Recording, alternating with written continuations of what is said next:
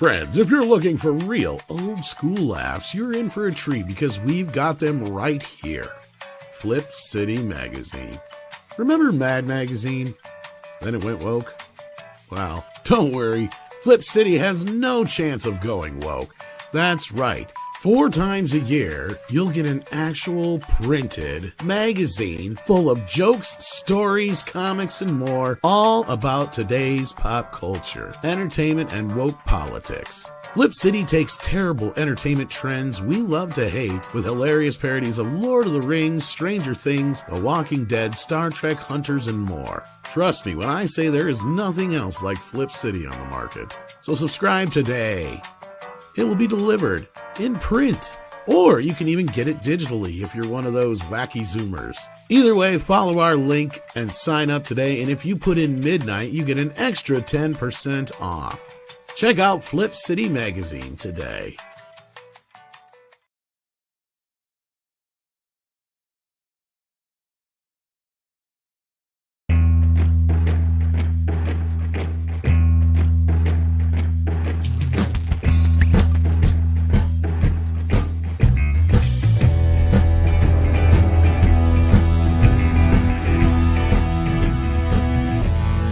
Good morning, campers. It's time once again for Midnight's Edge in the morning. I am Tom Connors. With me is the boss man, Andre. How you doing?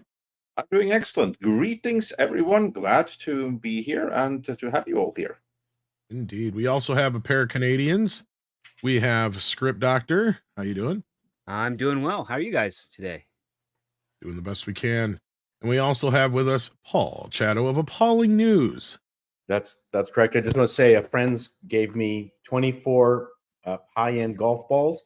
This is good for one round. So just so you know. So you're going to play with your friends' balls? Yes, always. Okay. Well, you know. You had can't to play with your own. You took something beautiful about golf and nature and you made it crude. Just make sure you wash your balls. Once again, this is adolescent. You're the one who's making it crude. And it's not even Friday. I'm just telling you good golf procedure. You should also take care of your stroke technique. Tuck your elbow. Yeah. That's right. Tuck in your elbow. Especially if you're doing the Dutch rudder. Now I made it dirty. There. Yeah, see? Well, it's like the Johnny Carson story where Johnny Carson asked Arnold Palmer's wife, what does she do to give him luck? And she said, I kiss his balls. And Carson said, I bet you that makes his putter stand on end. and she sued him. Oh my. Yeah, she did not walk into that one or anything. No, she didn't figure that. That's a true story, apparently. And she sued him for being rude. Oh my God, seriously? Yeah, I'm not joking. That's a joke. I have been told it's actually a true story, but that's a joke that she. Yeah, the people in the comments will correct us, which is wonderful about saying complete lies here on this channel. We don't have to worry about it. Someone will correct us. Yes, and Graf Webb points out for $2, as he does every stream he's listening to, hashtag cancel Disney Plus if you haven't already. There's not much on it. It's a desert. Mr. Tickle Trunk, a fellow Canadian, been a member for 37 months and one of our wrenches, says, I want to know Script Doctor's secret. His hair is always so perfect. Lots of hairspray and shellac. I had a friend that used to put super glue in his hair because he had a mohawk with the spikes, and that's the only way he could stay up. Now he's bald. No, he's still got the hair. I'm surprised. Wow. Super glue. That stuff is dangerous. I know. And then we have the John Hughes in the house. I guess he came back from the dead. Mm-hmm. Sends in 10 pounds and says, using World War II as an analogy where we, in the fight against woke, ESGDEI, are we at the turning point of Midway, Stalingrad, and El Alamein? Or is the Axis still advancing on all fronts against us? Well, actually, that's kind of a good place to start our main topic because I guess even discuss this. even Bob has had to admit that things are not all that well at the Magical Kingdom. Isn't that right, Andre? Yeah, he has. As for the super chat, I'm not going to place any World War II equivalent just yet. But things certainly could have been better at Disney because, as many know, Disney had their Q2 earnings call yesterday, which was a relatively standard affair. As I pointed out in the video that we put out yesterday, you should check it out if you haven't already. The really big news in it was the line of questioning, which to me indicated that many of the big wigs, the big institutional backers of Bob Iger, who helped him to ward off Nelson Peltz, now suddenly are demanding more results and are asking more difficult questions about both the entertainment, Marvel in particular, and just seem to have lost a little bit of faith. And this comes at the same time, or not at the same time, but instantly afterwards, because this earnings call was before the markets opened. And when markets opened, the Disney share price went down 8% right away, giving Bob Iger something of a black eye. So there's evidently not many rushing to buy Disney shares right now, which there have been earlier in the year, which I think had something to do with the proxy fight. But now shares are going down. So it would appear that this time the markets weren't too pleased with anything that Iger had to say. But the gist of it is that Disney now has to change because the institutional shareholders aren't putting up with this stuff anymore. They can't keep losing like they have when they shouldn't be doing it. So, Mr. Chato, have you been paying attention to this? Have you followed the debate, the discussion, the reactions? What's your takeaway from what you have seen of the earnings call and the responses to it? It's always a mystery to me where people are pegging their money and their gambling. People forget that the stock market is basically Las Vegas, especially when the price to earnings ratio is way out of whack, right? Because how many years down the road are you really going to find those earnings? And so what you end up doing is just playing the daily ups and downs of the stock and trying to retrieve some plus side. And don't forget, when you get a plus side, it means that an opposite person has lost. That's the checks and balances of the stock market.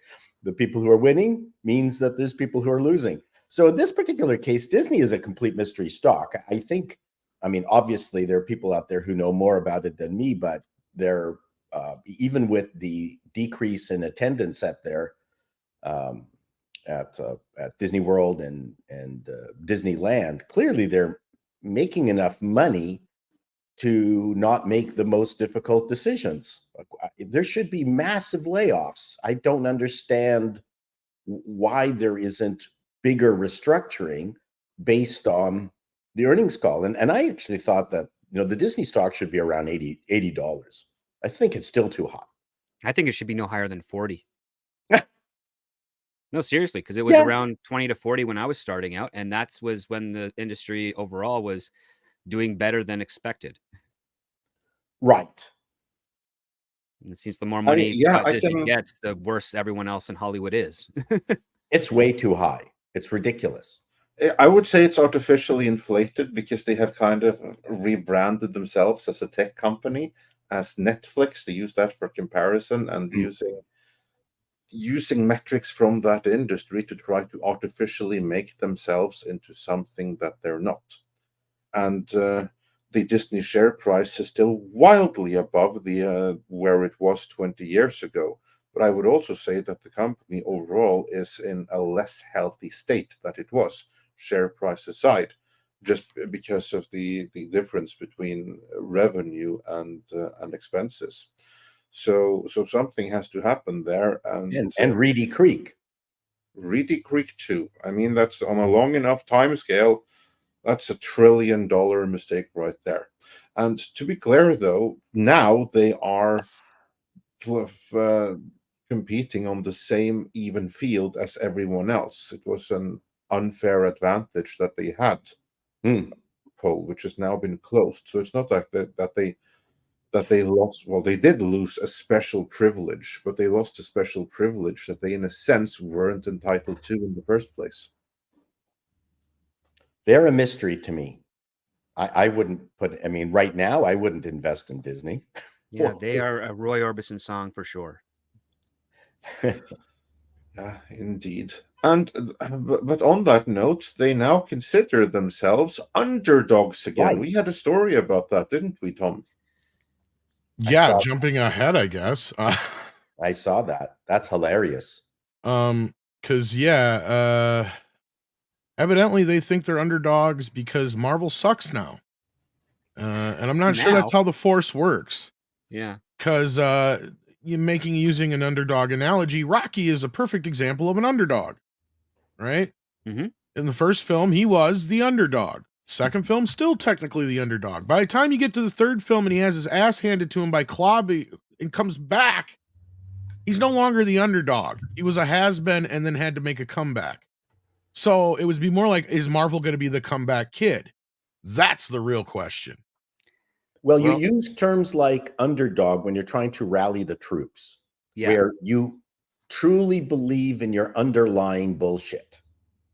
And rather than changing that, you're circling the wagons around this concept of underdog. And they can, that's just a continuation of pillaring the fans and critics like us online, talking about just how bad their performance is, both from an artistic perspective and a financial perspective. It's the wrong analogy. They're not underdogs. They're doing that to gain sympathy, because one thing you learn in writing is that audiences love underdogs. Because every once in a while you feel like an underdog in your world. So it's the easiest thing to relate to. He's pandering right now. And I think the plan that he presented is hysterical, because it's literally what Disney has been doing since 2017 to 2019. It's like, these are our best years, so we're just going to repeat that again, without realizing that those years, while good, was still a little bit of an oversaturation with their Marvel products. Well, as I've said, we've gotten kind of spoiled by Marvel, basically. A little bit. We only had one break, and that was 2020, where they had no Marvel movies that year. Well, what I mean more so is the fact that, like I've said a million times, people forget that most superhero movies sucked. It was actually kind of an anomaly that we got close to 10 or more movies in a row that were actually really, really good. Not just good, but really, really good. Mm-hmm. And that would be, the first few years of Marvel up through Infinity War, basically. And even in the stinkers that are in there, they're better than any of the stinkers we got now, right? Like, yep. So in that sense, like the sheen has wore off. They banked too much on these movies. And not only that, it's infested the rest of Hollywood to where, look at a movie like Fall Guy, like we brought up the other day. In what universe did they think it was okay to spend $130 million on a movie like Fall Guy? There's no reason it should cost more than 50, 60, 70 tops, right? And then at least it would be profitable. And so and it's the same thing happened to the Mission Impossible series. This is what I said. This is why the last one, it cost too damn much. Why are you spending that much on a Mission Impossible movie? $200-300 million? That's insane. You're never going to make your money back. And that's the same thing when I called Fugazi on Deadline's math when they're doing their winners and losers this last week. It's like, yeah, for the most part, you're sort of right, but they're counting, the company's self-dealing and all this other crap. When is this stuff going to implode in on itself? Right? Because that's another thing. Already, really. I mean, it kind of has. You're right, but when are they going to start getting called out on it besides us? That's the thing. Is like, because you can sit there all day long and pretend that you've made $20 when you move $20 from one pocket to the other, but you haven't, right? So you can sit there and say Mutant Mayhem made, $200 and some million, but once you take out the $60 million that Paramount paid themselves, it didn't. Actually, I think it was more than that. I think it was $80 million or whatever it was they paid themselves. Same thing with Disney, and Disney's the biggest culprit of that. And I think that's where Bob and everything is kind of imploding in on itself, and the streaming business is not working because they're realizing, wait a minute here, this doesn't add up. Like the underwear gnomes. You can steal the underwear and think you're going to profit, but you got to find a way to profit. It just doesn't happen, right? So we've used that analogy many, many times when it comes to the streaming stuff. So I don't know. I mean, as far as Marvel being an underdog, no, they're not. They have destroyed themselves. Can they come back? I don't know. I don't think so. What do you guys think? I think they're not with Bob Iger in charge, because he's not going to change anything. He can't. The only way you're going to get change is if he retires or tragically passes away, and someone comes in there and says, "I've got new ideas. We're going in a new direction." That's the only way Disney's going to get out of their rut or dig a deeper one. Because again, there's no guarantees. Yeah, a lot of people. I still think there's some interest. The superhero movies, when they were really rocking, had a tingle effect where you go, "Ooh, this! I'm excited already." That's gone. Except I got a bit of a tingle when I saw that still of Superman. I went, "Okay, there might be issues with the wrinkly costume, but other than that, I went, oh, okay, you've piqued my curiosity." I'm not getting that from Marvel, but that doesn't mean they can't do it with a more competent individual running things. I think it's possible. I don't see why not. I kind of agree with that. I don't think that they're going to get back to where they were in 2018, 2019. That I agree. That was a fluke. But I do believe that they can come back to where they were in 2015, 2016. And that should be the goal. When every single movie that they have is an event movie. It doesn't have to be such that every single thing makes $1 billion, because if you have that as a goal, you're being unrealistic. The goal should be that in the entertainment sphere, every single movie is an event movie, and it brings so many that you are close to $1 billion, and sometimes you cross it. Then you are being healthy. In order to do that, you have to appeal to the widest audience possible, and that means you have to now stop this thing about trying to be so inclusive that everyone can see themselves on screen, because by doing that, you're actually restricting the audience. What they have to do is they have to have a complete change of staff. All the people which are there right now, they all have to go, because Kevin Feige and every single person working with him, they aren't the architects of Marvel. They're the architects of Marvel's destruction. All of the misery that's happened to the Marvel brand, that's on Kevin Feige now. That's on Kevin Feige and his team of yes men around him. There can be no change until first Bob Iger goes from the top, because the changes that he has to make to the company, I don't think that he can do. I think it's going to be too much against what everything he stands for. So I think Script is right about that. We saw a little bit about that in the earnings call. I put that clip in the video that we put up yesterday, where Bob Iger was asked about licensing content to Netflix, because this is the first thing that David Zaslav did. He was like, "Oh yeah, no, we're totally licensing the stuff that used to be exclusive on HBO Max. Oh no, that stuff that's going straight back to Netflix again. Cash, because we need those hundreds of millions that Netflix are going to pay for it. There's no money in keeping it exclusive." Mm-hmm. What did Bob Iger say? Well, he very, very reluctantly admitted that, well, we'll consider some things to license, but we're not going to do much of it. And that's the wrong answer. But they've done already a bunch. If you go onto Netflix, there's all sorts of Marvel stuff that's returned to it. Yes, exactly, because they have no other choice, because they have to have some money. But you could hear, like, if you see that clip, you hear how angry he is about the question and the admission, because it goes against his entire strategy that he even wrote a book about how much he believed in. And it's just a complete reversal of everything that he's been building towards, and it's that complete failure of the entire Disney Plus project. And he's too closely associated with it. And then for him to walk back from that completely can't be done. Not at his age. That was his strategy.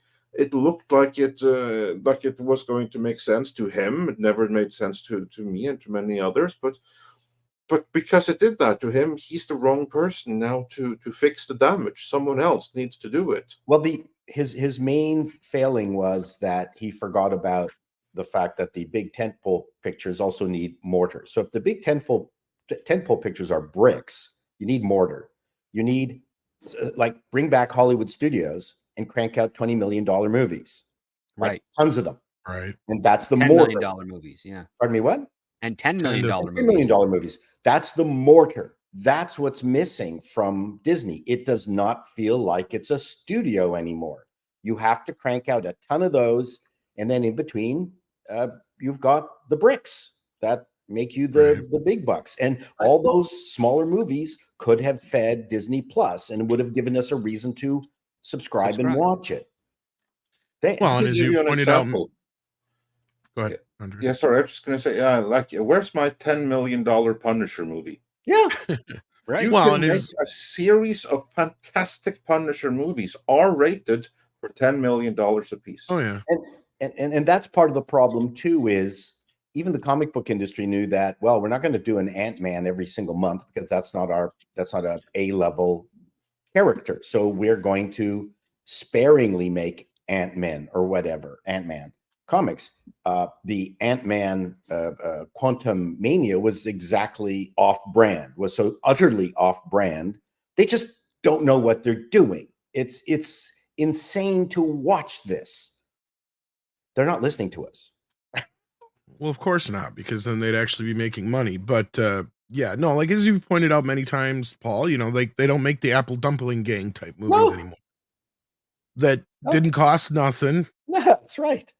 And they made okay. I mean, that even came out at a time when Disney was struggling, for fuck's sake. But you know, in the Snow White, that's why I brought this up here on the screen.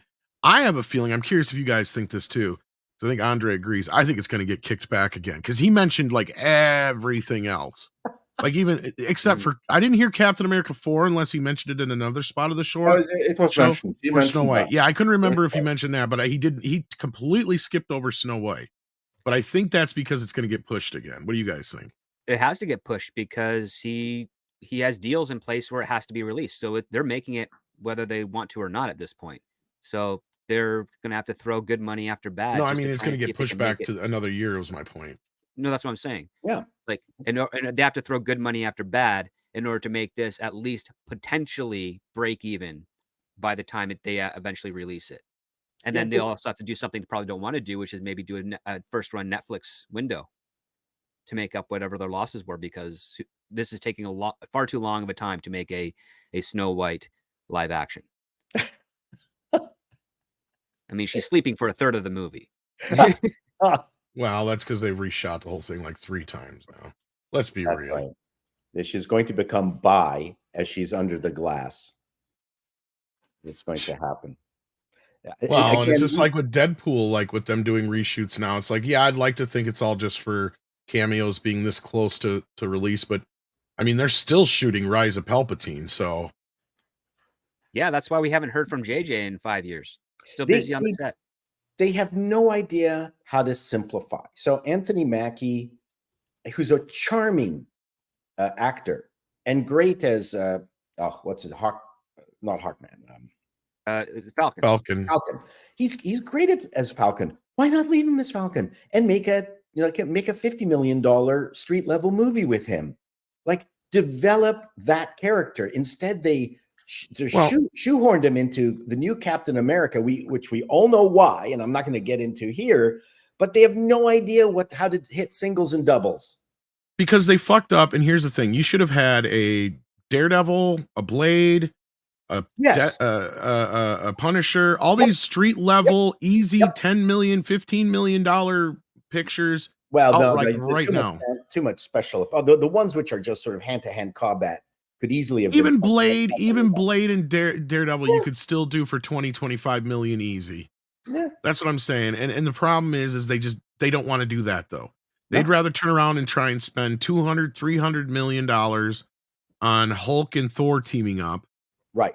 Than they would something like that, which is bullshit. And look at what how people reacted to the Netflix shows, especially Daredevil. Yeah, first season of Jessica Jones was as scary as I mean, that was a mind. Well, and there's another one you could shoot for next to nothing right there. Jessica Jones, exactly. Oh, and I Luke like the Cage. first use of Luke Cage a lot. Yeah. Luke Cage and Tarantino's been drooling over Luke Cage for years. Oh, could you imagine if we got an exploitation 70s type version of Luke Cage from Tarantino? That'd be fucking amazing balls. Yeah. With Pam Grier. Exactly. Pam Grier in it too. Yes. But they wouldn't do that. Movie. The only difference is Tarantino would never do that for a few $1 million. He would actually have magic. Oh, that's all right. It's a ghost. He would actually charge them quite a bit. Which is why I don't think his Paramount project ever happened with Star Trek. Nope. Yeah. But anyhow. Yeah. I mean, it's funny when you start mentioning things, and again, not all of us are movie people, but Pam Grier and Luke Cage, like, I can't remember the actor's name, and I love him. He's great. Oh, Michael Coulter. Yeah. I go, okay, I'd watch that. I mean, Hollywood needs to put these little things together. Now, I felt the same way with Ryan Gosling and Emily Blunt. Thank you, dear. And I keep her around for brain help. And but it's not panning out in the theaters, though. What do I know? Well, the sad part is it's actually doing okay, and that goes back to my initial point. The only big problem here is that the movie cost $130 million when it should have cost half that. That's the problem. And that's with a lot of these films across the board. Now, if it was an Amazon movie and it cost that much, well, we know it wouldn't matter then. Kind of like with the Henry Cavill movie that just come out. Because that's all amortized into the cost of Amazon and shit or whatever. And Apple spends a shit ton on the movies that they put on, but they feel like vanity projects. Although they did just shit can their, I think, Apple Plus guy. Did you guys see that? Let me see if I can pick up that story real quick. Oh, that's interesting. I did see Apple's rollout of the new iPads. If you want to talk about that for the next 8 hours, I can do that. That's exciting. That I have no doubt. Okay, they're VP of marketing over at Apple Plus. That's what it was. Oh, good. Maybe get someone that knows how to sell something. Yeah, because that's the thing we talked about is like they just like look at movies like Tetris, that Marky Mark movie that should have Family Plan. Yep. Yeah, I don't know if it's the best name for the movie, but it's kind of generic. Family Plan, it works. It works, but that's one of my other things lately has been a lot of the names of films that they've picked, like the Ungentlemanly Warfare movie. Horrible fucking name. Horrible name for a movie. How did anybody not stop that at some point? It was trying to be Alan Moore in the title because you have like the League of Extraordinary Gentlemen, and you can't copy Alan Moore when you're trying to do things of that nature. Don't even try. Just let him have his own. It's too many words. It's kind of like the new Planet of the Apes movie. They have in the title twice. Kingdom of the Planet of the Apes. Yeah. It just doesn't sound right. It sounds like a Mel Brooks parody. It should be the Planet of the Apes Kingdom. Welcome to the kingdom of the Planet of the Apes of the Sixth World. I'm sure if it was Mel Brooks, he would have had another of the in there as well. So exactly. Well, that's my point. That's why I said I added another of the future in the past. You combine it and you just get capes with a K. Because K is funny. K is a very funny letter. Funny. Everything with a letter K is funny. Capers. Very Thank you, Jackie. From the idiots who brought you the producers and Blazing Saddles. Yeah. And meanwhile, as we brought up on screen here, Variety reports that the head of Apple Plus, Ricky Strauss, is out after 16 months. Yeah, he paid for him. Yeah. So what do we think that this might, what might be the cost of this and what repercussions could this have for future Apple shows? Because as we were just discussing, if there's one company that is not afraid of spending money, it is Apple. And much of what they're spending does not end up on screen. Like, for instance, Killers of the Flower Moon, the latest Leonardo DiCaprio feature. Which came in at $200 million. And having seen that movie, there is no way that that it took $200 million to make that. That's a $20 million movie with $180 million overhead. I think I might have the reason here. I think Apple's sitting there going, you know what? We suck. Nobody has us. Let's get somebody who knows what they're doing to advertise us. Yeah. So they hired this guy who worked for Disney for a decade and was a part of the launch of Disney Plus. That's who this guy is. And he evidently wasn't doing his job after 16 months. They didn't feel like he was keeping up or his end of the bargain, it sounds like. Well, Napoleon was a big stinker. That's what I'm saying. Exactly. They've had some big high profile films in the last 16 months that should have made bigger waves than they have. Well, I'm trying to look it up and I can't find it. But when I saw Fall Guy in the theater, there were 2 trailers that were made by Apple, and I can't recall what the movies were, which is bad, right? That being said, though, I think that goes along with, I think it's you and I who brought this up before script, is that they just don't seem to give a shit about advertising their movies. Maybe they do. Well, maybe they want to, but they haven't had someone that does until now. Exactly. Yeah, that's what I'm getting at. Yeah, you're right. Well, I think the other problem is that when they need to change the Apple identity when they attach it to films. It's got to look like Columbia. It's got to look like Fox with the searchlights or something. So I'm surprised they didn't go after Paramount, Paul. Well, no, that would have been logical. That would have been probably a pretty good fit. But they don't feel like a studio. You know, when you think, I mean, a lot of it just has to do with history. You cannot imbue something new with history. I remember when we were doing logos for companies and someone asked us, can you make our logo as famous as IBM? Yeah, in 50 years. You can't, you can't, the not the baggage, but the goodwill that you develop over time. And all the other, the Universal, that was one of my favorite things about the Fall Guy was just seeing that Universal logo come up. It just makes you tingle, right? It feels like a real studio, even if it doesn't exist anymore. But Apple doesn't have that. It just comes up like it's a computer program. That's why it would have been smart for them to buy a pre-set up studio like Paramount, in my opinion. But I'm saying it still doesn't stop them from having fun with the Apple logo and make it look Hollywood. Like no one there is having fun. A Hollywood bumper for the Apple logo would be a kid grabbing an apple from a tree, taking a bite out of it, and then it transitions into the black and white logo. That's how you do it. Like that, or it falls on the head of Newton, who then starts dreaming of movies. There you go. See, the Apple. Steve Jobs dressed as Newton.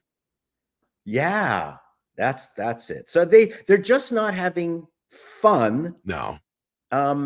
Promoting their films. But that's actually something that I've talked about already that is seemingly endemic in Hollywood now. Everyone has stopped having fun even promoting their films. Well, and I noticed that with Deadpool and Wolverine, because that's where I've said before, they're Deadpool 2. Fun. Not really. Not like they did with Deadpool 1 and 2.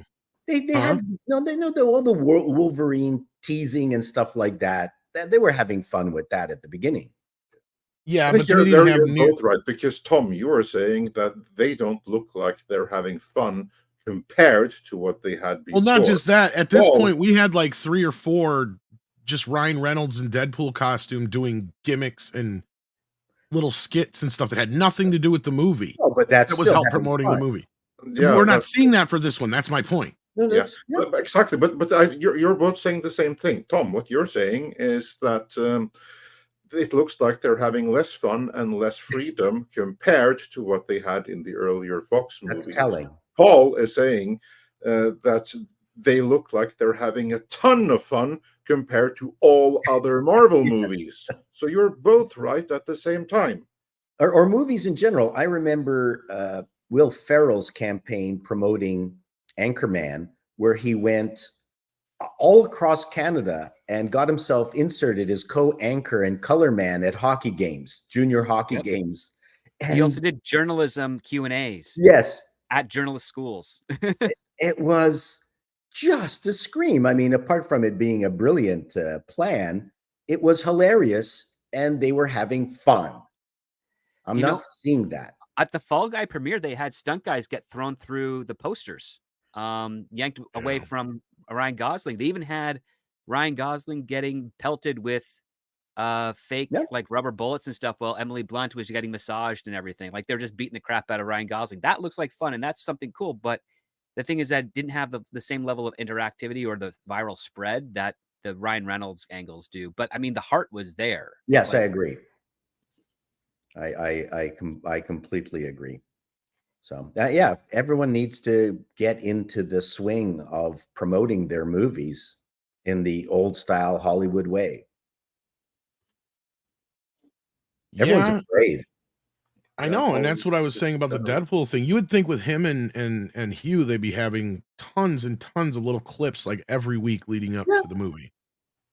I mean, they may still do some more of that, but like I was saying, was Deadpool 2, the campaign for the movie was funnier than the film. I'm not kidding. Like all the stuff leading up to it with him and the thing with what's his face from Thor, the rock guy, that was even funny. Yeah. I mean, even though I'm not the biggest Tycho fan, but yeah. Anyway, let's get into some super chats here and see what you guys are talking about. We got Dr. Long Dongler sending in a super sticker for thumbs up, I believe that is, and £1.99, reminding us to hit that thumbs up. We got Bass Player 2011 Iffy sending in $4.99 and says Disney is the largest producer and distributor in the industry. They are not an underdog. Exactly. Oh, Buena Vista is huge. Yeah. Yeah. But that was, I mean, they were an underdog 40 years ago, maybe. Sorry, go ahead. It's great. Well, Buena Vista's been around for decades, but Buena Vista was huge in home video. That's what made them the biggest distributor worldwide. It wasn't just the theatricals, their home video release as well, because again, the Disney Vault, those Disney movies that you had, they were massive. And that's what helped them, stay stable in addition to their parks, because that distribution center advertised their parks through their VHSs and then DVDs. Bob Iger has got a set of quotes now that are very typical of him. First one is the famous quality over quantity, which he's been saying for 7 years and it's never met up with. And now he's got this new one that we're the underdogs. So we're going to hear that for another 7 years as well. And where's Buena Vista script? It's still there. Yeah, it's still there. It's technically the parent company of Disney underneath Disney and all that other stuff. Yeah. So it's like it's the Walt Disney Corporation, Buena Vista, Walt Disney Studios, and so forth. They're actually less diverse now, Paul, than they were 20, 30 years ago.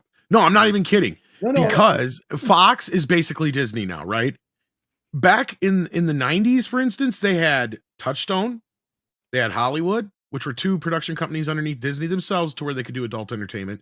Then you had the Miramax company, which had Miramax and Dimension, and they were kind of their own thing, doing their own thing. So like they were more diverse back. Plus you had Buena Vista Television and everything else doing stuff. So they've been a part of Marvel a lot longer than people realize. Because if you go back and look at all the old Marvel shows from the 90s, they were all distributed by Buena Vista Entertainment. That's Disney. So they've been a part of this for a while. And they used to be a hell of a lot more diverse. Like the script is saying, even outside the US, Buena Vista handled a lot of distribution shit. So like famously, even back in the day, like there's a couple of few films I'm trying to think of besides there's Popeye, Flight of the Navigator, and there was a couple other ones that Disney released. Disney did Flight of the Navigator in the US, but other companies did it outside the US. Popeye is the one that Paramount did in the US, but Disney released everywhere else in the world. So they used to do that shit all the time too, right? So they'd have like co-productions, and Buena Vista would come in and they'd produce the worldwide version of it, and then whoever had the US version. But there was other ones besides Popeye. I'm trying to think. What was it? But anyway, moving on here. Point being is, they're not an underdog, not by far, and trying to sell this idea, because it's not even Bob that's just doing it. It's Luia Disposito, and I'm sure Feige will come out and say something similar. I think that this is something that comes straight out of Disney marketing. That's what I think that's what Disney marketing is doing right now. They're not selling their own movies. They're trying to make excuses for their management's mismanagement, trying to spin the mistakes of Team Iger. That's what this is. Hey, we're underdogs now. No, you're has-beens. And the question is, can you make a comeback? I think Disney can make a comeback. I think Marvel can make a comeback. I don't think that Iger or Kevin Feige can make a comeback. I think they've both been exposed for what they always were. Yeah. And then we've got Paulus Plain, who's sending in 100 Norwegian kroner. It says script and Chato. With love from Norway, men. You have access to authentic Canadian poutine. Thank you all Canadians for all the poutine in the universe. Yes. We did our part. I have to try this poutine one of these days. French fries, cheese curd, and chicken gravy. I had tons of poutine back in Nam.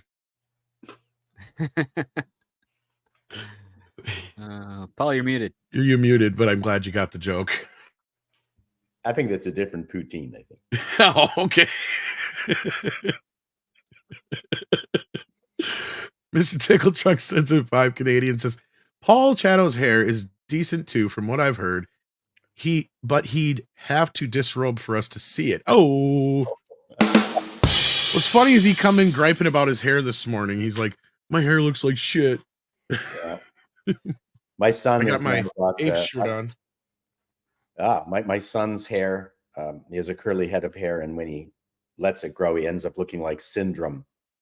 From Incredibles? The Incredibles. So whenever we go, yeah. So one neighbor said, "Well, how do you comb your hair, with a firecracker?" Huh? So, yeah. My kid was lucky because he got his hair from his mom's side of the family. Because growing up, I had that straight ass Irish hair. So if I slept on it wrong, there was nothing I could do. I could take 3 showers and use mousse and everything else, and it was still going to be chaotic. You look like a flock of seagulls. Yes, no matter what I did. So that's why after a while, it just started getting. I just did the buzz thing for years. Well, that was the only way I could maintain it. I had the Jew fro. It was a good one. I can see you in that. It's huge. Yeah. I've seen you in a few older things, but I don't remember the fro so much. Paulus Plain sends in another 100 Norwegian krona and says, I'm not a gamer. This is all about fun per hour cash payment, baby. Sweet Baby Ink detected. 385,993 curated followers. That's almost 400 or getting there, close to 400,000, man. I'm one of them. Do we have to keep the pressure on? Yep. Chris K says, how is Disney still sustaining itself? Is it just parks propping everything up? Well, they have a lot of different properties they own and other things that don't necessarily have the Disney moniker on it. Well, as we saw from the earnings call, sports right now is there's that. Yeah. But I mean, even beyond that, just tons and tons of stuff that they're part of. But the parks and the cruises, they are huge. You have to keep that in mind, that the parks, Disney is so big in parks that for a very long time, the parks meant you could just write off any other mistake because they just keep on infusing so much cash into the company month after month. And the parks there, it's not that they're crumbling, but they're seeing a loss in attendance. And also those things are very, very expensive. So they still haven't gotten over the adjustments that needed to be made over the last few years here with this certain worldwide event. But beyond that, it's the loss of audience trust in the Disney brand. And that is something that they are feeling. Has their floating petri dishes come back to life since the coup? Which dishes would these be in particular? The floating petri dishes of all those people, it's the cruises. Yes, the cruise business is doing good. Okay, so yes, so that is hugely profitable. Yeah, massive profit margins on those things. Very expensive startup costs.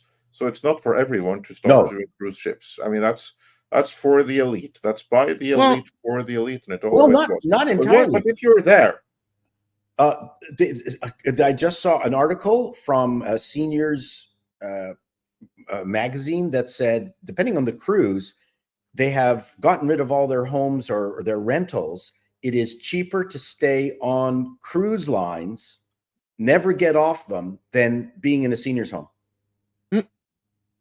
Because they have such huge discounts, and they supply food. I know where I'm gonna. And no, but it's what a fascinating way to finish off your life is right. Going from and you get buried out to sea. Just dump me off the edge. I don't give a shit. Well, not only that, like you also collect points for frequent usage of the cruise line ships that go towards future uses of. Finally, can leave something to your kids. Yeah. Yeah. But I thought that was neat. What a someone did the math and went, wait, I can spend the rest of my life on cruise lines and it's cheaper than spending $6,000, $7,000 a month at a senior's residence. Well, but is anyone? Let's just hope that you have the health to look after yourself at that cruise line, that you don't need someone to look after you. Well, no, you could probably afford to pay a nurse after all that money you've saved from not being in a damn nursing home. Yeah. Yeah, Just hire your own personal nurse. Well, I don't think, if your entire life is spitting into a dribble cup while in a wheelchair, I don't think they want you on the cruise lines. I don't care. I'm dying on that cruise line no matter what. At the buffet, Tom. Damn right. It says all you can eat shrimp. There you go. Till you die. Death by buffet. That's right. And we got this one already. So let's see here. We got Chris Caves. We got this one. Okay. All right. Bass player 2011. If he says The Punisher 2004 had a budget of 33 million. If you cut all the showpiece effects and the big name actors, you could easily make it for 15 to 20. You know what the sad part is, Bass player? They probably did. You're going to say it. Carry on, Tom. They probably did. That half of that went into the pockets of the producers. We learned this on almost every single production. Yeah. I believe Tom Jane himself came and said that of that $33 million budget or something like that, only in the vicinity of 14 million went on the actual production.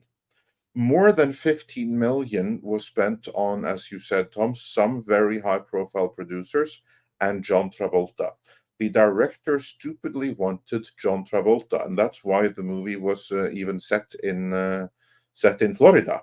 It wasn't a story reason why it was set there. It wasn't because they wanted got some tax rebates or something like that. No. The director wanted John Travolta, and John Travolta didn't want to travel too far away from Scientology headquarters, Clearwater, Florida.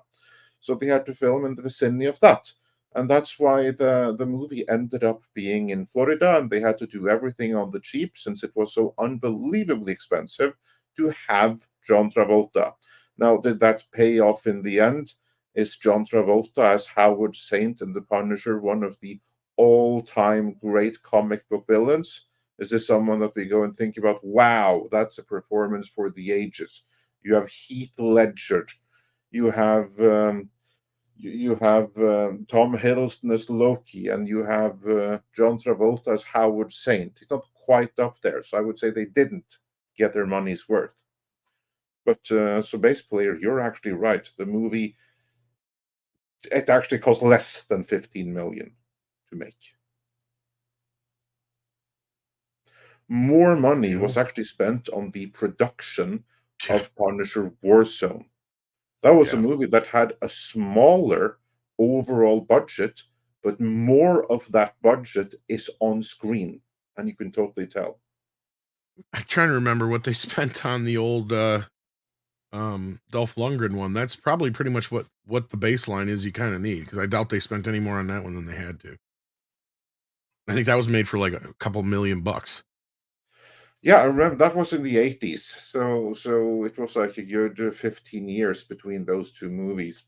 The 2004 Punisher movie was $9 million, and I bet half that went into the producers' pockets too.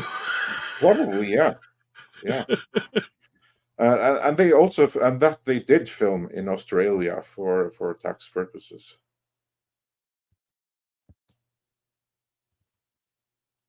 Yeah, that first Punisher, you could tell they're very much on a string budget. Packing Proton says they think going lower in budget would be demeaning themselves. They are Disney, damn it. Go big or go home. Anything less than $1 billion in budget is a Superman 4 budget level. Well, I know you're being facetious here, Packing Protons, but you're not wrong. And this is why I said they'll never make anything for less. They'll just find another way to make other people pay for it.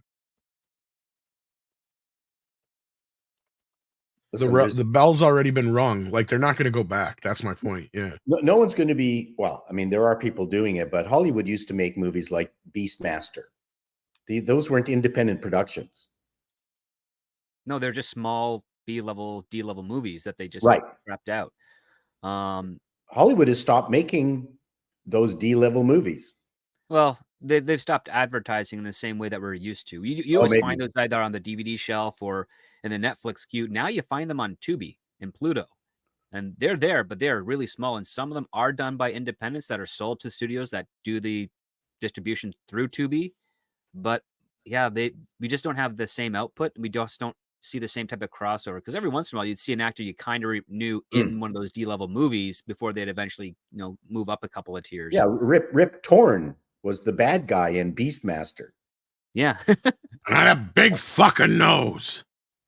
And to Script's point, that of course is entirely right. You still have, because a ton of original movies are released every single week, and they're very low budget productions. But I would say that most of those actually are too low budget productions, to the point where they too often look like student films and not movies that should be put out as movies. Obviously, you don't want to waste $200 million on a movie where 75 million was enough, and you don't want to spend 75 million on something where 10 million would have been enough. But many of the movies that you're referring to, Script, they cost 10,000, 100,000, and they needed 2 million. Yep. Oh no, and there's so many independent productions that need a minimum of like 3 to 5 million, but they have to be self-financed and work basically between $50,000 to $150,000.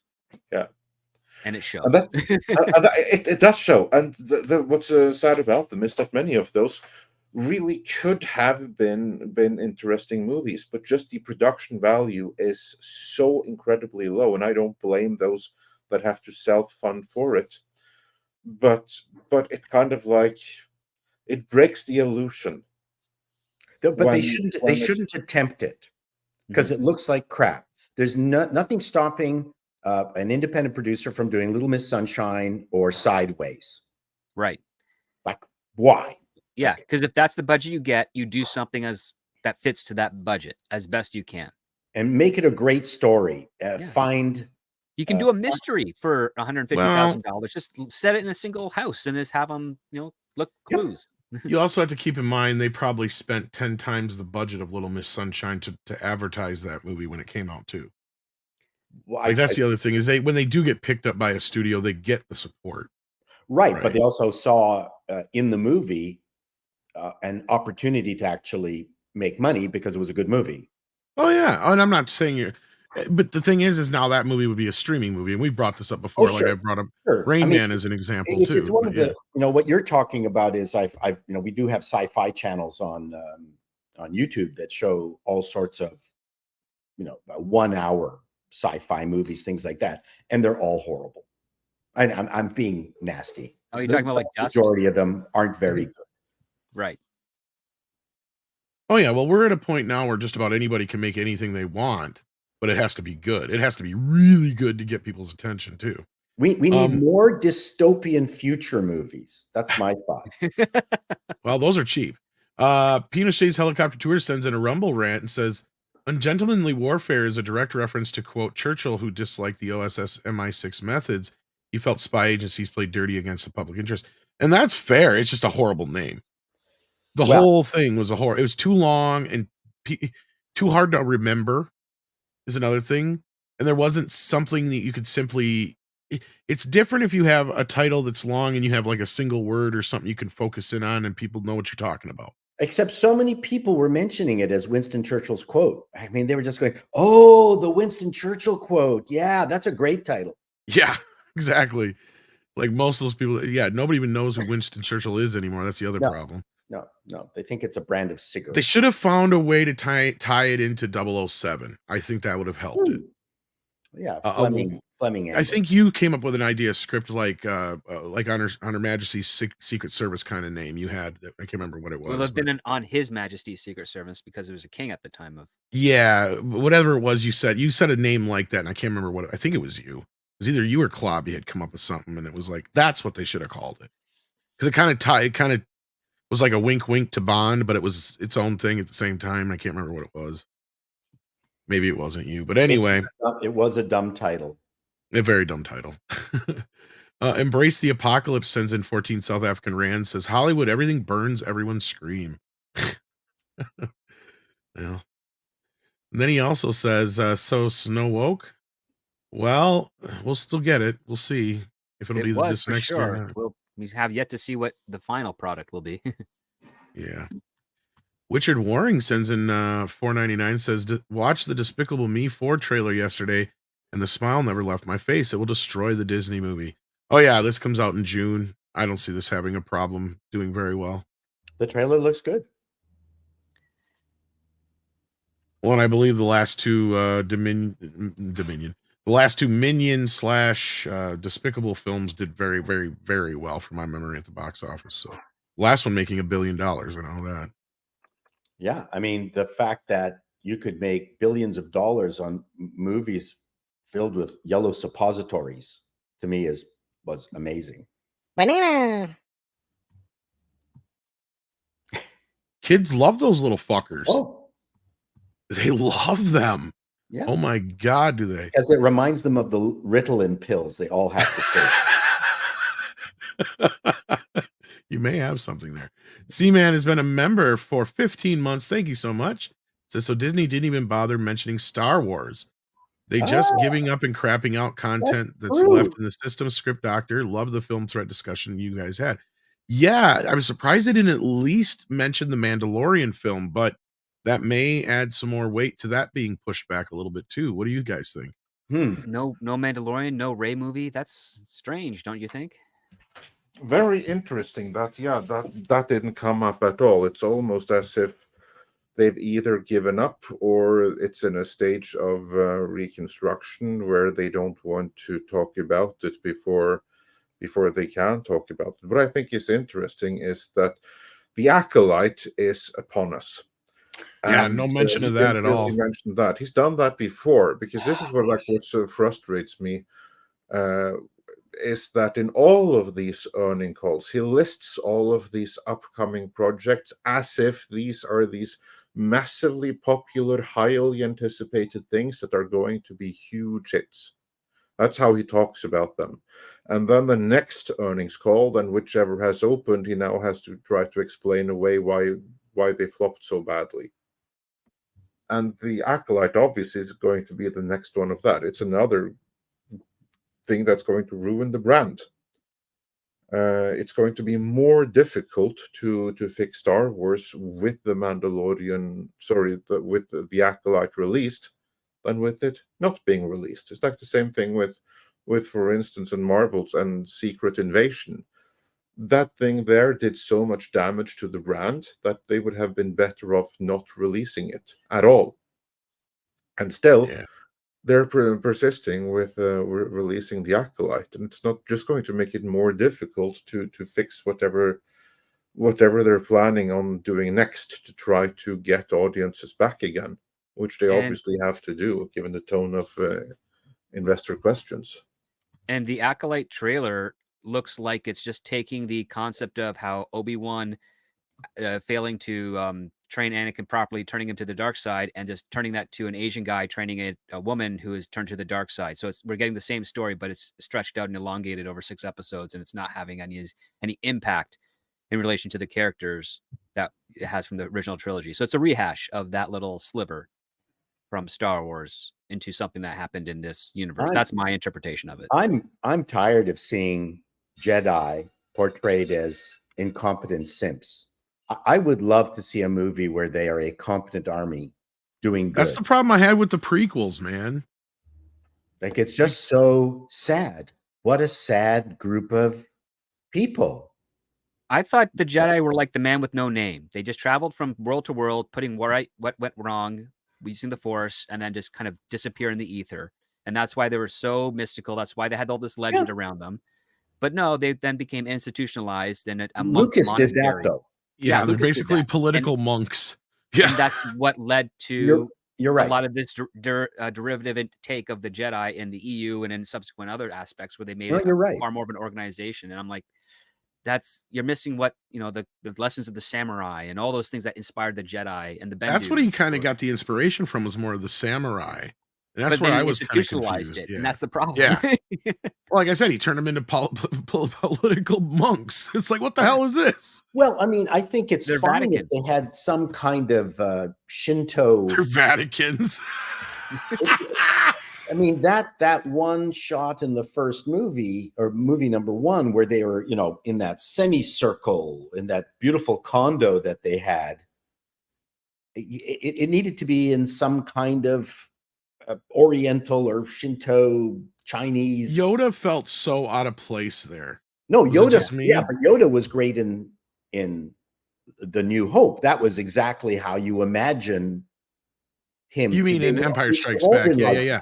I'm talking about Phantom Menace, though, where he's sitting there in that council thing, and the whole thing just kind of felt off to me. I'm just like, what is this? All of them felt off. Mace Windu. Mace Windex. Mace Windu. Like, I agree with Script. They should be so mysterious. Like, they don't even know where the Jedi Temple is. Yeah. The only people who do know are Jedi. Yeah. It should all be kind of it should be like the Druids. Like, there's no writings from the Druids that exist, but there's writings about them from other people that encountered them. That's what made them interesting. That's what made them fascinating. That would be better for the Jedi. And it doesn't. Yeah, and it makes no sense because you've got Anakin acting like the Jedi are a fucking myth. Yes. And I'm like, wait a minute. This is when they're supposed to be the strongest they are in the galaxy. Because even by the time you get to Luke, he knows what a Jedi is. So, like, not really. He learns it from Obi-Wan, though. Yeah, but he still has an idea, of the Force and all that kind of stuff. Like, when they start talking about it, he thinks his dad's a pilot, though. That's where he doesn't understand the whole thing about his dad being a Jedi at first. Because Obi-Wan tells him about that, because Luke's line is the Force, and he's like, "What is that?" And then Obi-Wan explains it to him. And then he says, you're right. Yeah, he has the whole thing. It's the whole idea is that this, like, all they knew about Obi-Wan is he was a crazy wizard. They had no idea what that really meant. True. And I think that's the better idea for what the Jedi were, and the fact that George dropped it afterwards. Because I think what ended up happening is he watched Empire. He listened to Yoda saying, "I held my own council on who is to be trained," and he took that literally as a council, as opposed to holding council means you have a meeting with one-on-one with a person, which is what he's doing with Luke in that moment. And I think that Lucas just missed the boat. And when they had Yoda training a bunch of younglings, looked so stupid. Ran with it out of the field, and they're not even playing the game anymore. Yeah, and people wonder why I got upset because they ruined it. Lucas, because ruined it. He made Yoda a kindergarten teacher. I'm like, what the fuck is this? And the council looked like a condo committee deciding on whether to re-roof the place. Yoda should be the guy that you get to when it's like. Hold on. Sorry, go ahead. The housing committee, the condo housing committee. Yeah, that was stupid. Anyway, moving on. No, it's not that important. Yeah, I was just saying, like, Yoda should be the last guy you meet as far as your teachers go. Like, that should be the topmost of the popmost.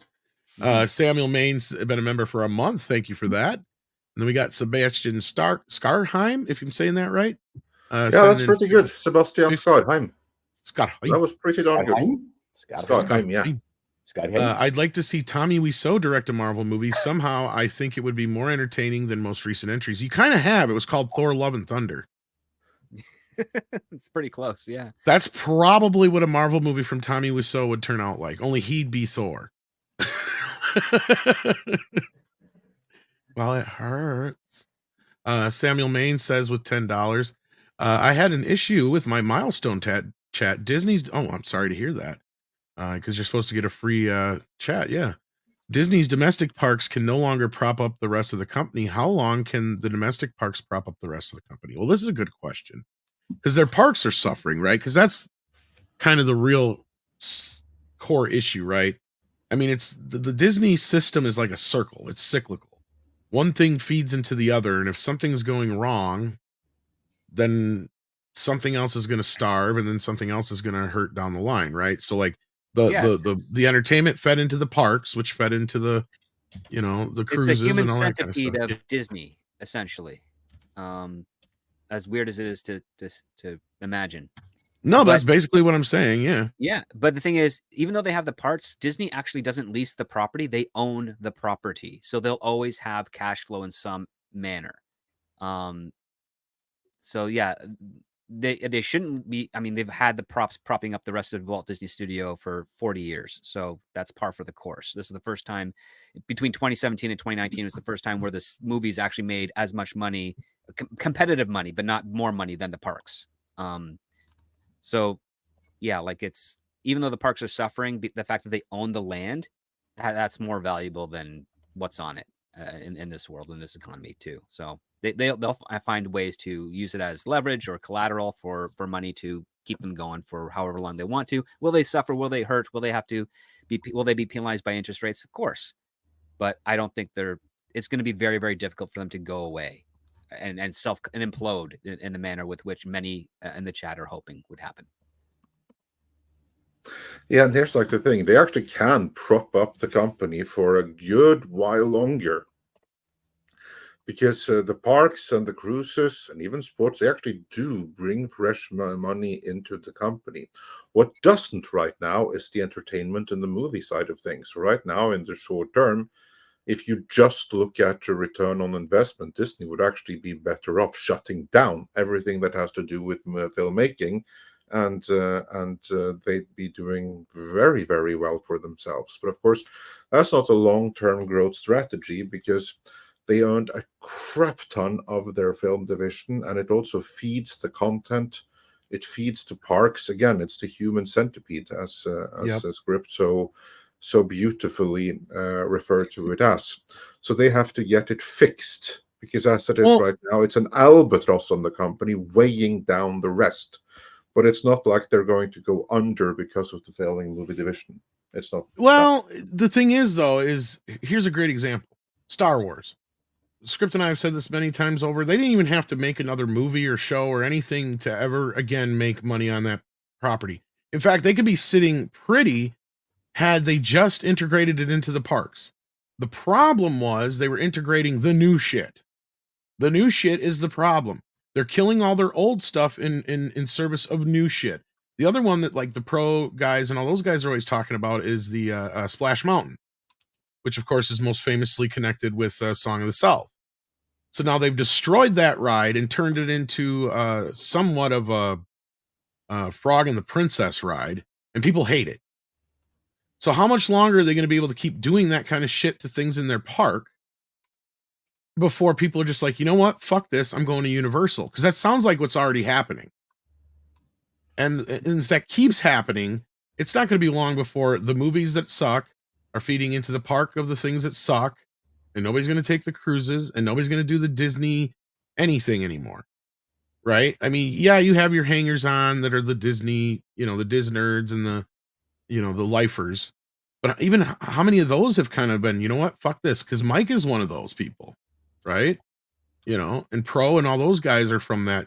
That's why they're upset, because these guys, this was, part of their lifestyle, going to Disney, every year and stuff like that, and family events there and shit. And now they're like, nah, we'd rather go to Universal. Is Universal cheaper? It's better. It's better. I don't know about the cheaper part, but they've got Harry Potter World. They've got Mario stuff coming. They've got the Minions. They've got Back to the Future. I don't know if they even have that anymore. But you know what I mean? Like, they have tons. They're bringing back the Ghostbusters, I heard, too. They're integrating that in for the Halloween deal, which was always pretty popular last for time I them. was in America, which was in 2018.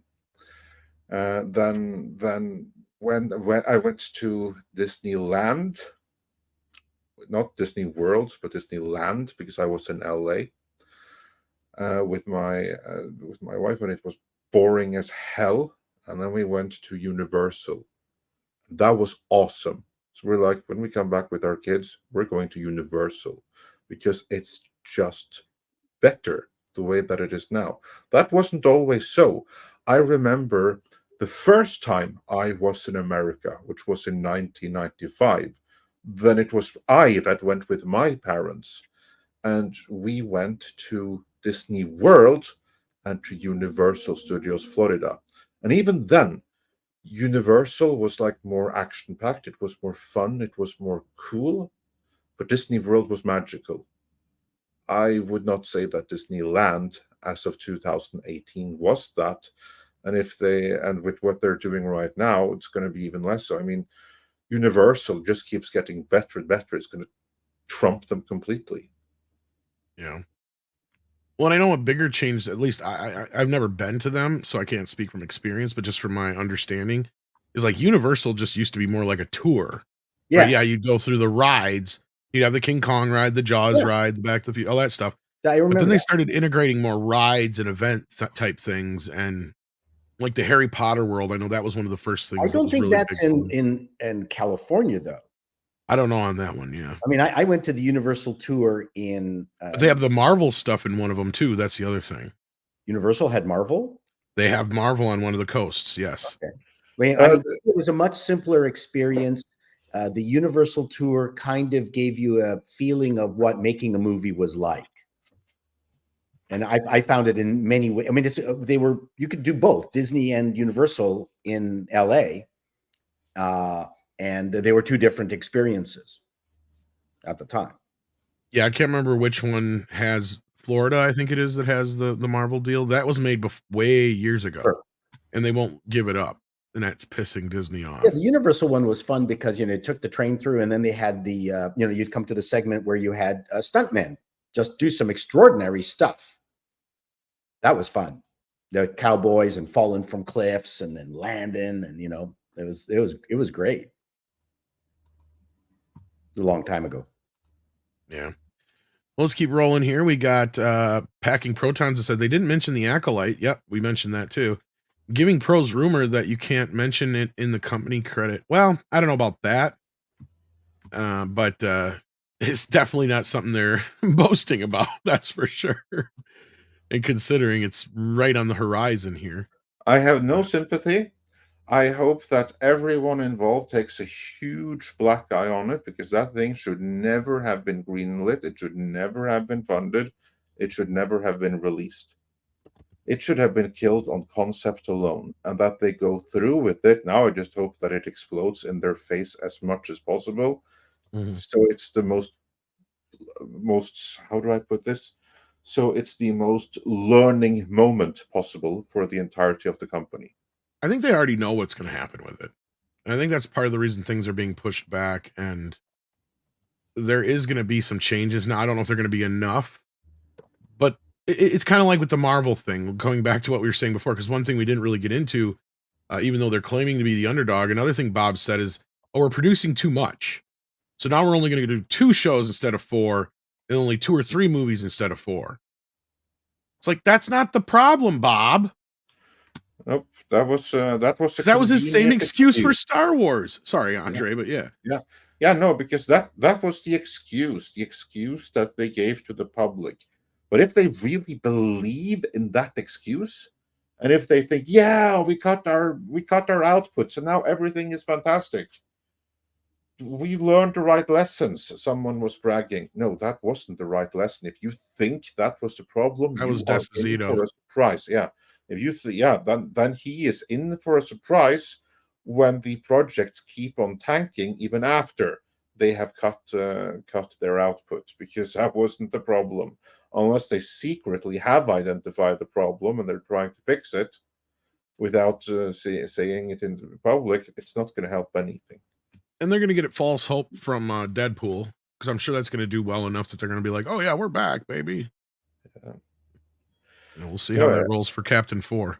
Exactly. Deadpool is a fluke. What they need is a trend. And the trend is crap productions like Quantumania, like the Marvels, like Secret Invasion. Those are the trend. And that trend is going to continue even after Deadpool. So no one should get too excited about what happens with that one individual fluke.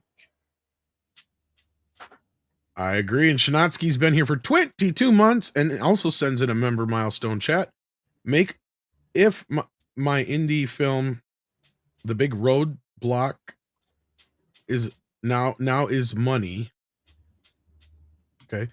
3 million isn't much to a company, but it's crazy amount to most people. Yeah, well, that's true. Yeah. I think he's saying, is that what you need to make your indie film, is 3 million? Yeah, no, what he's saying is making my indie film, The Big Roadblock, is money. Yeah. And that's always the roadblock to doing anything. Yes. It's having the money needed. 3 million, that's peanuts for most most of the established production company. But for someone trying to break in, raising $3 million, that's nigh on impossible feat. And the best way I can tell you to get around that is shoot lower, shoot smaller. I hate using him as an example, but Kevin Smith came in the right idea, and you can do what Kevin Smith did for next to nothing now. Yep. Yeah, actually, you're right. His you have to go for an extreme high concept idea at the very beginning to attract anybody. Well, not just that, but he made sure he had a tight ass script that was funny, and it would rise above the fact that he was shooting in black and white and in one location. Yeah. Because he used everything he had. He basically used the Robert Rodriguez book on how to make movies. I forgot what the name of it is, but and that's the first thing in Robert. What was his Office movie? I think you're thinking of Mike Judge with Office Space. No, he had Clerks. Clerks is the one that's in the two stores. Black and white. Yeah, that's Kevin Smith. Yeah, that's Kevin Smith. And I just call him Office. They're the businessy. Yeah. And you're thinking of Office Space by Mike Judge. Maybe. I think he's crossing the two over, but yes, I get what you're saying. Like, yes, that's where he worked. Yeah. And he, worked it out with his bosses that he could shoot from 10 o'clock the time they closed till 6 a.m. when they opened. Mm-hmm. And he shot it over a couple weeks at night. And it cost him $30,000 because of the film and the lighting rigs that they had to rent. And I'll tell you, it is no fun doing any kind of, sitcom, fun spec or movie unbelievably cheaply. The pressure is just ridiculous. It's one of the powers that Hollywood always had, is that they were at least able to supply a budget to something. These things they're not cheap. You can do them cheaply, but they're just not. You couldn't have a career trying to grind out $50,000 movies. Well, I know many people that do have a career doing that. Really? They do not live a good life. They are okay. No. Well, that's my point. You'll go nuts. If you're going to do that, you got to have connections like a Corman, right? Because that's what made Corman function is, he pumped out the B movies like you wouldn't believe. But every once in a while, he'd have one that another company would buy from him or that would hit big and pay dirt, and that would make sure all the other stuff would be paid for, and he'd be. But I remember even as like Death Race 2000, those ended up in theaters. He had. Yeah. It was. I mean, again, it's the vertical integration that Hollywood had that made even cheap movies feel like it was part of Hollywood. Hollywood's lost that. It's lost that linear DNA from the cheap to the big, because you no longer know where any of the movies are coming from. Because you could dream going to Hollywood just maybe to make an Ed Wood kind of film. You would never go to Hollywood to do that anymore. It's way too expensive. It's just lost that luster. You're never going to get that back in Hollywood. So, now you go to Toronto. No, you're better off starting off with some smaller projects, getting some attention. Absolutely. And if you win an Oscar, then you can maybe direct a Marvel movie. So just make some really crappy movie about gay cowboys eating pudding, win an Oscar, get a Marvel movie. And that's how it works now. Well, the other thing too is everyone has the dream. That is the sugar. That's the heroin that you get. But you can't use the success of movies like, what's that shaky cam horror movie? Blair Witch. Blair Witch.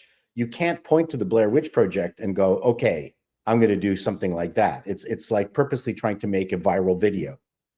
And I don't think those guys have done much since then either. That's the other thing. No, it's true. And that's my point, is that you can't. Because it was just a gimmick. Yeah.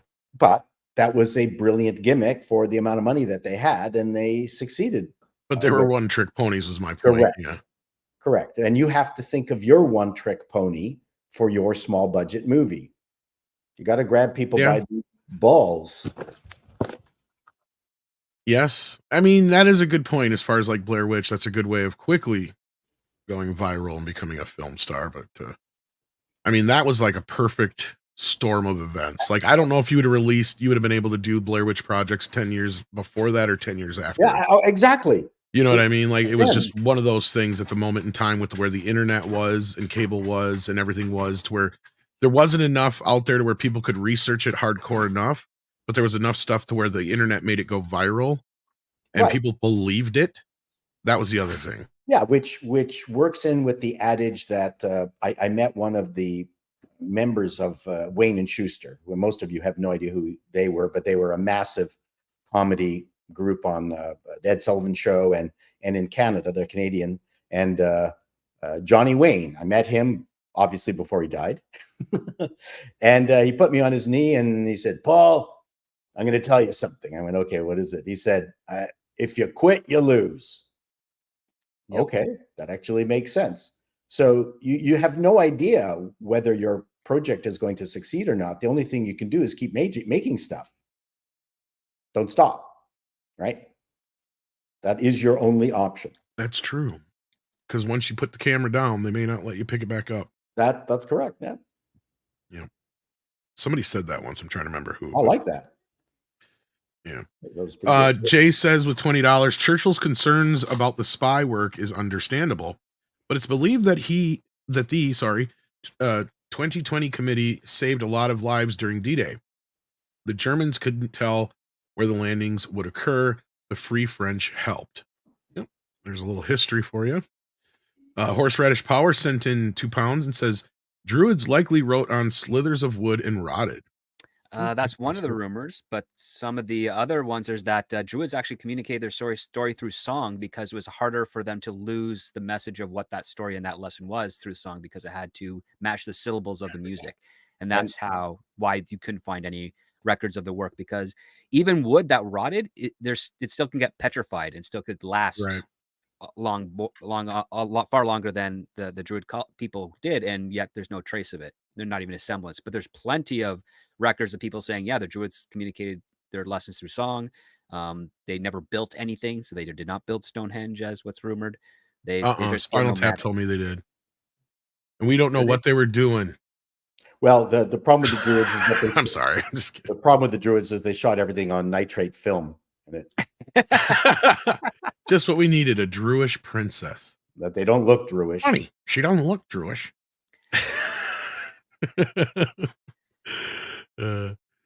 Druidia. 1-800 Druidia. Druidia. Oh, it's Spinal Tap too, as well. Don't know what they were doing. Zephyr sends in 30-month member milestone. Thank you for that, man. That's a long time, Zephyr. Thank you. Horseradish Power sends in £2 and says, also the Romans order 66th the Druids as well. Yeah. They did. Packing Protons sends in 5 and says, I think he meant 86. Yeah, I was gonna 86 say. is or Order 66. No, Order 66 of the Star Wars. Yeah, 86 yeah. Okay. Or 8 miles out, 6 feet under. Yeah. Yeah. Packing Proton says Disney is so immersed in the message they will be fine until BlackRock abandons it. Then that happens? Disney is doomed. I think. Do you mean when that happens? Yeah, Disney is doomed. Disney will switch gears if BlackRock tells them. I think I think that JP Morgan, they asked critical questions this time. I think that's kind of like an indicator that if things don't change, BlackRock are going to ask questions in 1 or 2 earnings calls from now. And Disney, this was their warning that now it's time to change a little bit. Yeah, we love the message. We love the stakeholder capitalism, but not at this price point. I've got an idea. What if that's not the case, Andre? What if BlackRock, which I know from experience and talking with some corporate individuals that I know who have invested in ESG up here in Canada, BlackRock is embedded in so many places and making so much money outside of Disney. I actually have a feeling that having Disney as let's call it a money loser, is a tiny, tiny problem that they've got. And they would much rather maintain Disney as an ESG partner from a symbolic. Absolutely. That's kind of like what we've been saying the whole time as well, that the people who are pushing for Disney to do what they do, they're not interested in the short-term profits that they lose from it. For them, the propaganda outlet that Disney represents exactly, is all the more important. Yeah, But I think hook them while they're young. If Disney takes out DEI, that's going to be worse for BlackRock. That's now when they don't have Twitter to fall back on. Yes, absolutely. Disney right now is their foremost propaganda outlet. But here's the thing, it's a propaganda outlet that isn't really working, though, because if anything, I would say many more people are now aware of DEI, and that's something that's instantly being used against Disney. It is something that is backfiring. Even BlackRock, they're not changing the policies, they're doubling down on the policies, but they're changing the terminology used. So I'm not going to pretend to know what's going on behind the scenes, but just looking at the questions, even from JP Morgan, and they are tight with BlackRock. They're all about stakeholder capitalism. I mean, even the CEO of JP Morgan Chase pledges his allegiance to stakeholder capitalism in company earnings calls and everything like that. So they're all in on the messaging, but when even they ask critical questions, that means that Disney is losing too much money even for them. That's my only reading of it. And it could be I'm wrong. Maybe I'm missing something. I have always been of the opinion that Disney can do this for as long as they have the support to do it. They don't have to change anything. Yeah, that's my thought. Yeah, there's no reason for them to change. But now we are seeing that they are changing and they're getting some pushback, even from Iger's own backers. This is surprising to me because in principle, you are right. And I've been saying this. Disney can be a propaganda outlet as long as they have the backing of the institutional shareholders. It's a moment that they no longer have that, or that starts to falter. That's when they have to change. Right. Yeah, no, that's exactly what I was going to say too, is they need them for the propaganda. They don't give a fuck if it loses money. It's about the future. It's about getting them while they're young, right? It's like the tobacco or the alcohol industry. It's all the same thing. And this is why it's like, they've even said it. They don't even hide it anymore. It's just gotten to that point. But yeah, we got Jay who gifted 5. That's 5 Midnight Edge memberships. Thank you so much, Jay, for the support.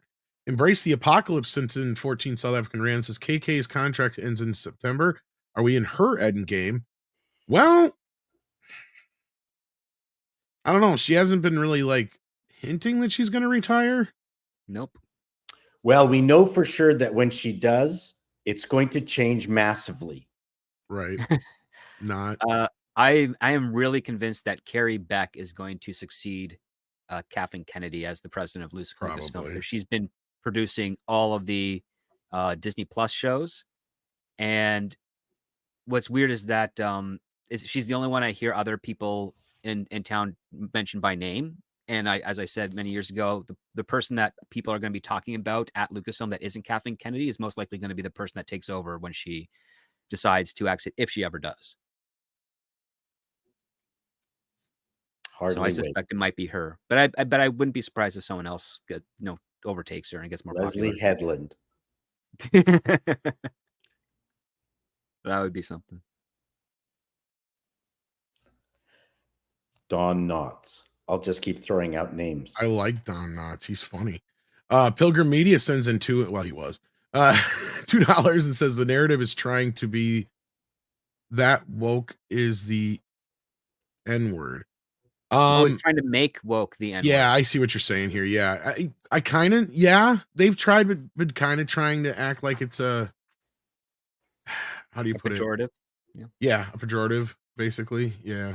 Yeah, trying to make it as, no, this is a good thing. It only means that you are aware of injustices. No, again, that's a propaganda explanation, which is based on ideology itself. So yeah, anything to defend the ideology.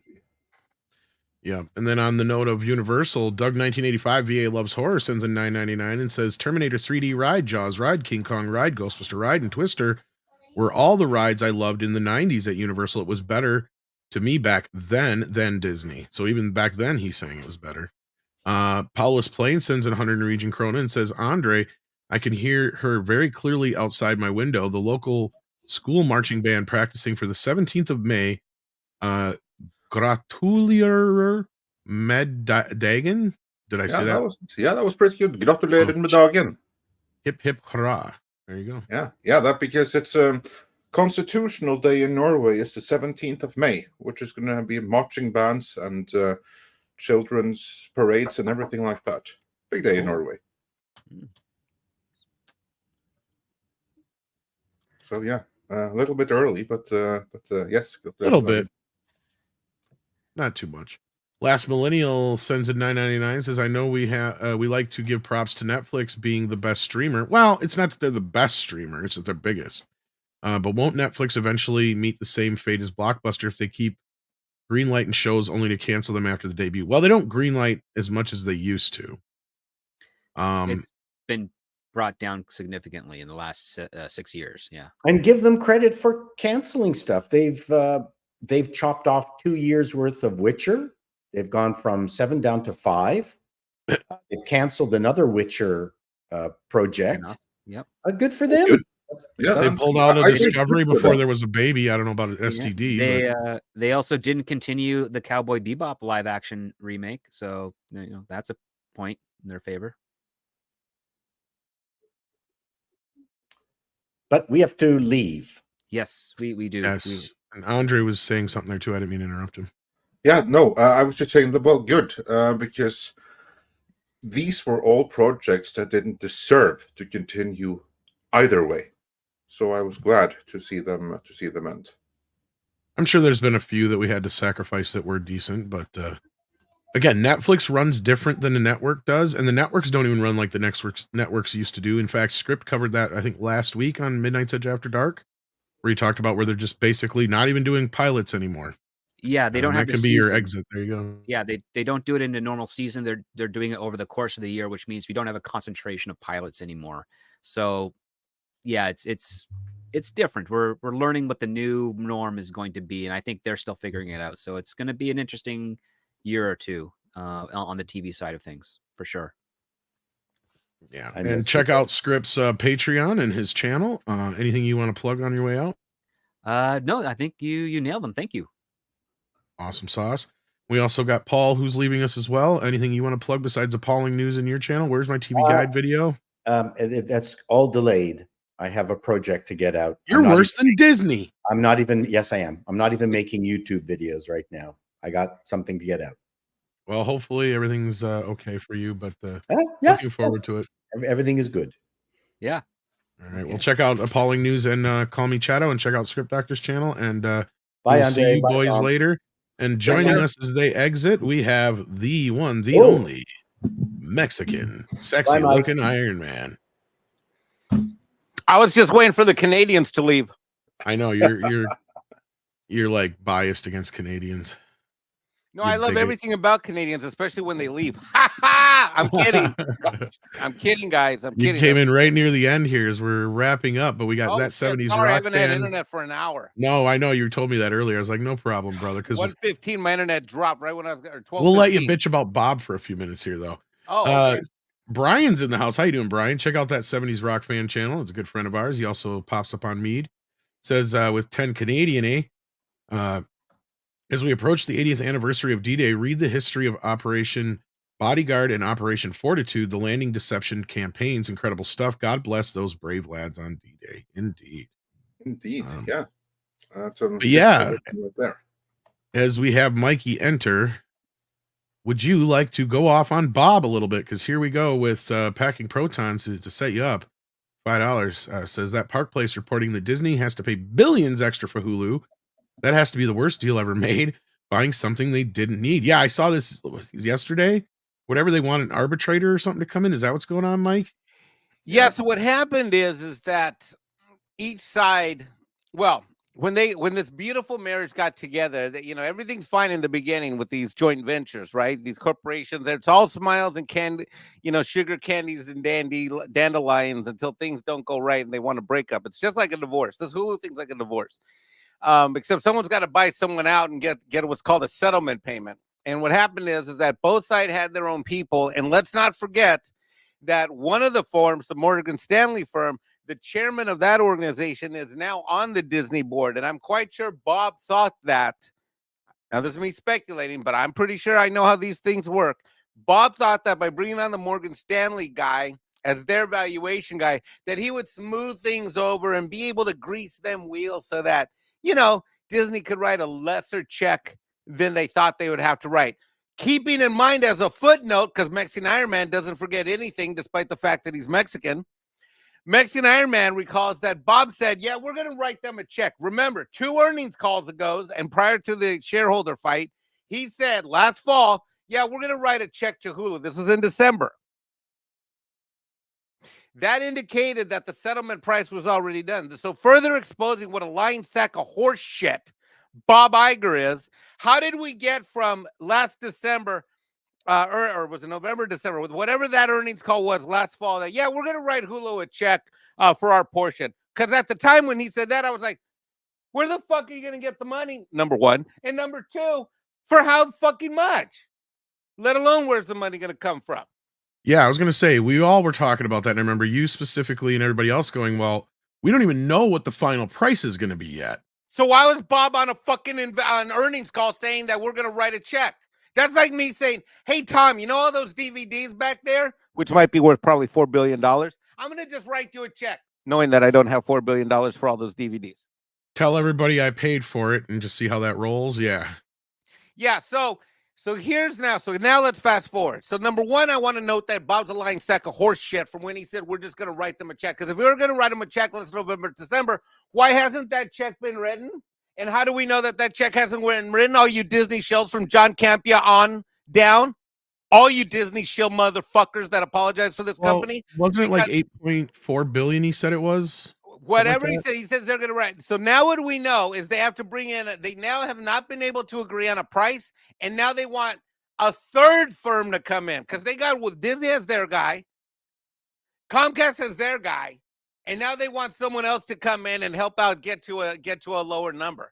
Obviously, cash is a problem because what we know in the Fox deal is what? When Bob had an infinite amount of credit cards to spend, he didn't give a flying fuck how much Fox costs. He just paid top dollar to take it off the chessboard of media. That's what Bob did. Can we just to say one more thing about that? Because I think there's one thing about how bad that Fox deal was that is often being overlooked. He overpaid for Fox. Yeah. By billions. By what? He overpaid by what, 20 billion or something like that? I'd almost say twice as much. I agree with Tom. And my view is it was double. I think that deal should have gone for 30 to 40 mil at best. That 30 40 billion at best. That's my opinion. And it gets worse. It gets worse because in so doing, in acquiring that, and remember, it was Comcast, they wanted in on that too. So they actually drove up the price. Comcast made Iger pay much more than he was going to. He was going to overpay to begin with. Yeah. And because of them, he overpaid even more. And I think this was completely unintentional.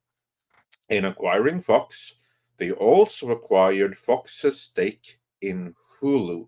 Yeah. And now this triggers the clause where they have to buy out Comcast's share in Hulu, which is then another minimum 10 billion, could be another 30 billion. All of this because Iger had to buy Fox. Yep. If he didn't buy Fox, none of this would have happened. And let me just take you back to that a moment, because Mike's right. Like, I think they originally offered, what was it, close to 60 billion or 50 billion? Can't remember what it was. It was already an amount that was way too much. It was an amount that Bob thought it was an amount that Bob's like, nobody's going to compete with us. But Universal came in, and I don't think Universal even had, I don't even think they wanted, they literally just Stop or my mom will shooted them into buying Fox for $70 billion is what it was. It was like, watch, let's see how I get this up, guys. Watch. Like, it was like, they were like just goofing around because even Universal probably knew there's no way that the regulations were going to let them go through to buy Fox. This was a fucking game to them. They knew exactly what they were doing. They did this on purpose. Not only did they make Disney overpay for this, they knew once they were getting into this game with Hulu, because they knew they were doing Peacock. I mean, I'm not saying that they were thinking that far ahead with 4D chess on the Hulu part. The Hulu part is just like an extra fuck you at this point. So like Disney is just not only having, Universal's not only eating Disney for breakfast, but they're having their lunch and their supper while they're at it at this point with them. At least that's the way I'm seeing it. They're just mopping the floor with them. What's hilarious is when you got to sit there and listen to Bob kiss their ass. Yep. So anyways, like that I hope that guy Packing Protons feels they got his money worth with that $5 super chat.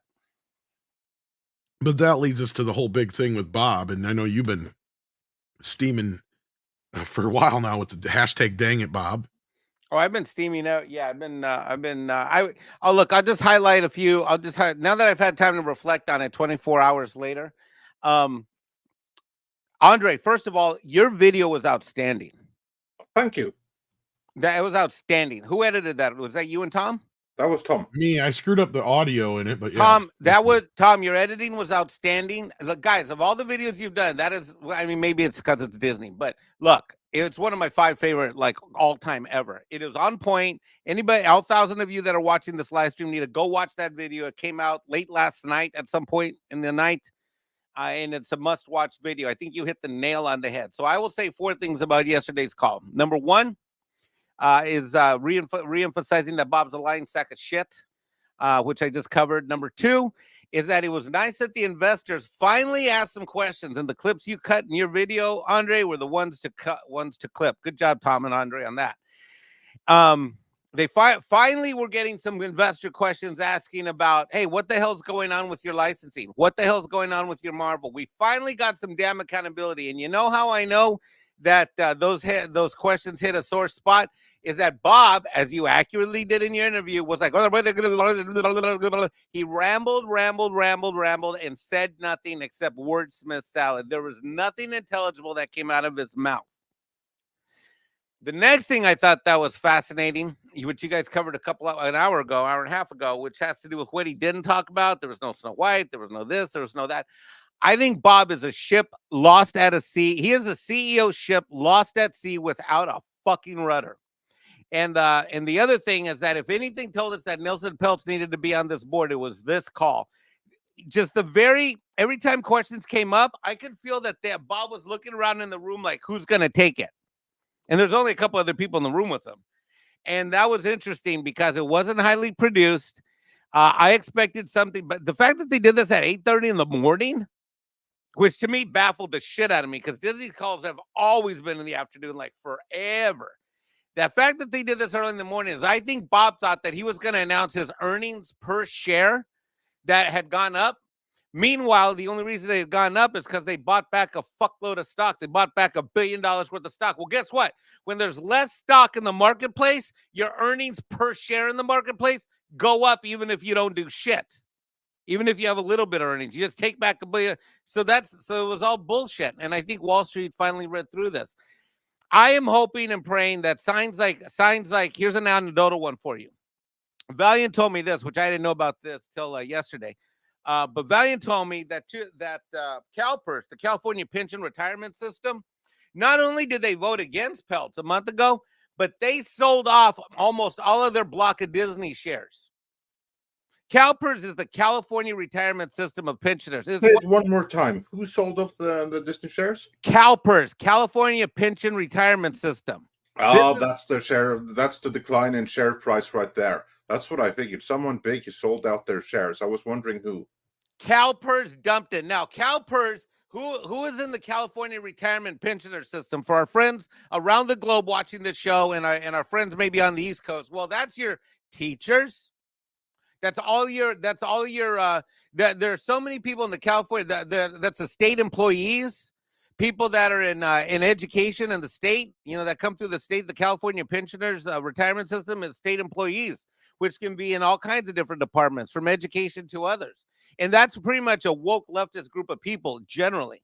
For them to have voted against Iger and for Peltz a month ago, and now to have dumped their shares, that is a major, major development. And I think that if we can just keep our boots on woke, keep our boots on woke throats, continuing on, that we're gonna win this thing. But we got to break this company. And the only thing this company gives a shit about, it doesn't give a shit about shitty Star Wars. It doesn't give a shit about shitty Marvel. It doesn't even give a shit if it loses money on these movies. We've got to break this company. We got to, all of our friends and family have to stop going to theme parks, stop watching Disney Plus, and stop going on these fucking cruises that, and we got to break this brand in half in order to salvage this company brand. We got to literally push them and drive them into bankruptcy, because the only lesson that they will learn is by holding back their money, because commies and leftist people like the ones running Disney, all they care about is a free ride. So long as we give them, we meaning the greater we, give them a free ride, then that's going to enable them to destroy the things we love. And so I'm more hopeful after yesterday's loss of 20+ billion in one day than I've been in a long time. I never thought Nielsen would win. I was cheering him on. But the fact that they lost $20 billion worth of value, Wall Street did this to Bob Iger yesterday for the first time. And I joined Wall Street to Bob Iger. Yeah, that's exactly right. I mean, to me, that was fundamentally different in this earnings call from all the others. He has lost his backing.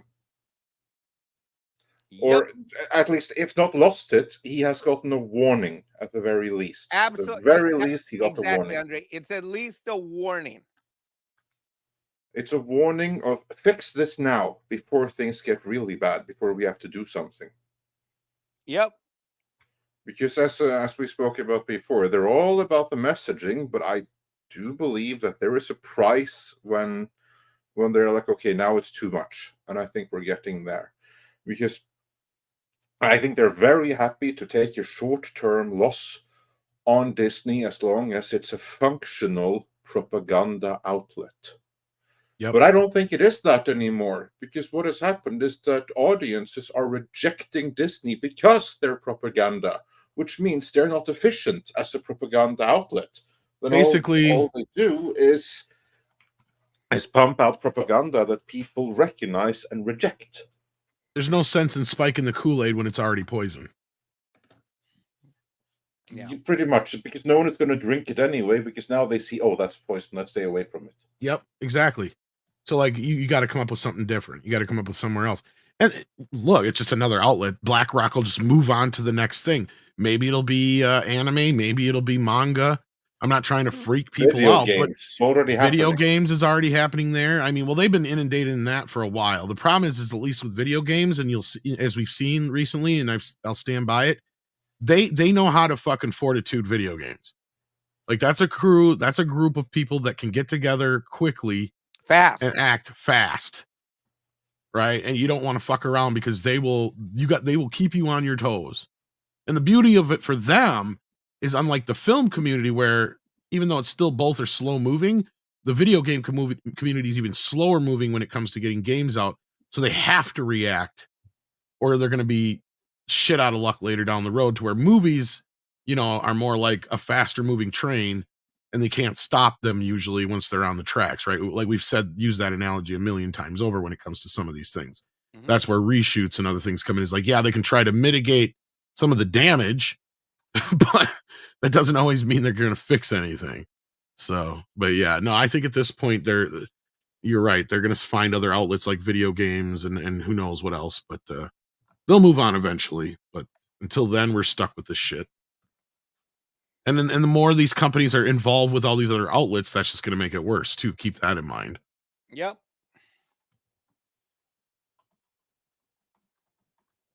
All right, my rant's over. Sorry. Okay, your rant is over? All right. Well, we got a couple more super chats here. Waltman thinks we skipped a super chat yesterday. Was wild. Well, we didn't do a show yesterday, unless you're talking about Midnight's Edge After Dark. Let me double check with our No. He's referring to the super chat that if you check it, it's the super chat that begun with "Yesterday was wild," and it's the very first one that I have right here. Okay. Right here. Oh, I didn't even see that one. That's not on my end. Oh, that's why. Well, that explains why. Because I was here before you today. That's probably why. Let me refresh and see if it's there. I see it. It's on my dashboard. Yeah, I bet you if I refresh, it'll be there. I'm sorry, Walt. Yeah. Anyway, the Voltman 4 says for $4.99. Yesterday was weird with a Disney stock drop and a Stars detailed testimony. Come on, you can't make this stuff up anymore. Yeah, I just love being in the Gillette timeline. Always something fun in the most frustrating way possible. Fun in the way that we don't want it to be fun. Yeah, not only that, there's a few more super chats that weren't on my end. Yeah, exactly. Like for instance, Packing Protons. Good job, Who StreamYard. says for $5, the Jets are the underdogs of sports. Marvel is the Patriots' fall from grace. Top dogs, cheaters no less, to nothings. Another good I'm analogy going to there. take your word for that. I'm sure that you guys can chime in on it. That's It's another good analogy. Again, like the Rocky analogy works, this works because they've never been an underdog. Not in this respect. I mean, the time when Marvel was the underdog was when Iron Man came out. Yep. When Thor came out. Correct. That's when they were underdogs. I would even say that time ended with the release of Iron Man. I was going to say Avengers. Because you up to that point, Mexican Iron Man knows what an underdog is. I root for the Oakland A's. Boy, that ain't an underdog. I don't know what the hell is. I can't say shit. We got the Brewers and the Packers, so we're all right. The Brewers are a team that makes it damn near the championships every year, but they fuck something up somewhere. So, and same thing with the Packers, but they've had a few Super Bowls, so I can't complain. So, yeah, and we're also known as Title Town for a reason. And we got Packing Proton says, I asked about 6 months ago, wondering why Disney was buying back stocks on Midnight's Edge in the morning. Now people think it might be a big story. Well, sometimes you never know. He absolutely did. I remember he actually did that on a couple live streams. Yeah. Yep. Mike, can't you give us a rundown? Why do you think Disney are buying back stocks? And as a general thing, why would a company buy back stocks?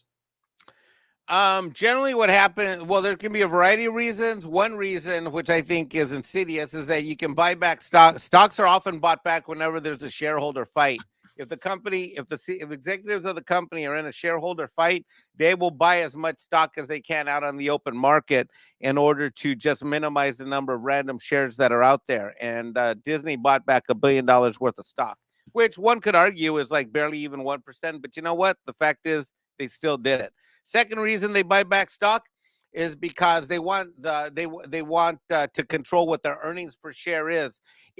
If the stock is going up in value naturally and there's already a demand for it, and they're issuing dividends, then they never do buybacks. But whenever there's a situation where they're struggling and where the stock price is struggling and the company's ability to generate earnings that give a decent dividend to all the people, that's when they start buying back the stock price. And particularly if it's gone down, and they think that especially if it's gone down. And one thing we know about Disney is that Disney is a long way removed from ever being at those highs of $170, $180, $190 a share that it once was at. Under Chapek's regime, by the way. Indeed, yeah. Thanks for how was that? For that. No, that was great. That was fantastic. Absolutely. And Horseradish Power says for £2, order 66 Disney. Well, that's what has been going on for quite some time, and it appears to be working. And with that, we are actually fully caught up. And I know that Tom has a monkey movie to go and see here. That's right. I'm going to see Planet of the Apes tonight. It's not for a few hours yet, but I got to drive to see it. But so no 4K for you. We're still working on a date for that. Although there's been some big 4K news in the last few days. Nightmare on Elm Street finally got announced. That's a big one. Oh, nice. Other than that, I'm sure we'll be back on Midnight's Edge After Dark on Thursday. Maybe I'll pop on tonight after I get back from the movie and just give my thoughts on it. I'm going in a little more crushed after reading some of the reviews, and it's not because of what they think of the movie. I could give a crap what they think about the movie. I'm just sitting here going, wait, this is the story you're going with? Okay. But anyway, we'll see what my reaction to that is tonight, perhaps. Other than that, was there anything else, Andre, that we needed to plug? No, I think that we are. Yes, there is one thing. Check out Midnight's Edge Espanol, which will be live in a while here. And if you just stay right here, this stream will link to that one. So you want to check that out. And I just double checked Rumble. Nothing over there, but we got Jesus Davila sending in the super sticker, as you pointed out, and Packing Proton sends in another $5. Thank you so much. Says, Tom, is there a list of movies with proper 4K scan releases rather than AI upscales? Yes, there is. I'm trying to remember. I'm sure somebody in the chat, maybe one of our mods, will be able to find it with a quick search. You can find it. There was one that was just a list. Otherwise, the place that I go for my info is Blu-ray.com.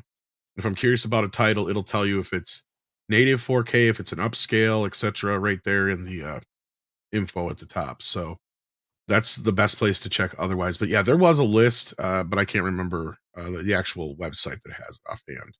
I'd have to look it up. But yes, they're out there. So there you go. Anything else we need, Andre? I think that's it. I think that's about it. Did we get this one? Yeah. Okay. We Just did, want to make yes. sure. Yeah. Okay. And with that,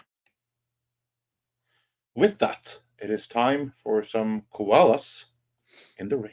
Koalas in the rain, koalas in the rain, no fucks given, koala, koala, koalas in the rain, koalas in the rain, no fucks given, koala, koala, koalas in the rain.